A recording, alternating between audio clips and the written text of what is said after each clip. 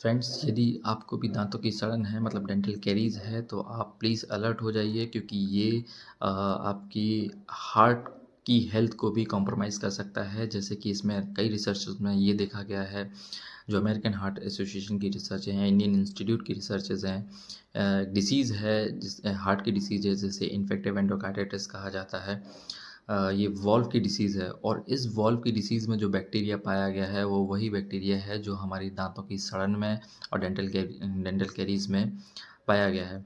इसका कनेक्शन ये बताया गया है कि जो जब इन्फेक्शन हमारे पल्प में पहुंच जाता है, डेंटल पल्प में पहुंच जाता है, वो ब्लड स्ट्रीम के थ्रू, मतलब खून की नाड़ियों के थ्रू ये हार्ट तक पहुंच जाता है वो बैक्टीरिया, वही इन्फेक्शंस, और फिर जाकर के ये हार्ट की वॉल पे चिपक जाता है, जहाँ पे डिसीज़ कई डिसीज़ कॉज करवाता है, जिसमें से एक इन्फेक्टिव एंडोकार्डाइटिस होता है। अल्टीमेटली अगर डिसीज़ प्रोग्रेस करती है तो ये हार्ट फेलियर जैसी डिसीज़ को भी न्योता देता है। तो प्लीज़, अगर डेंटल कैरीज़ आपके या आपकी फैमिली में या फिर किसी को भी है तो प्लीज़ उसको डेंटिस्ट के पास ले जाइए और इन्फेक्शन को ट्रीट कराइए।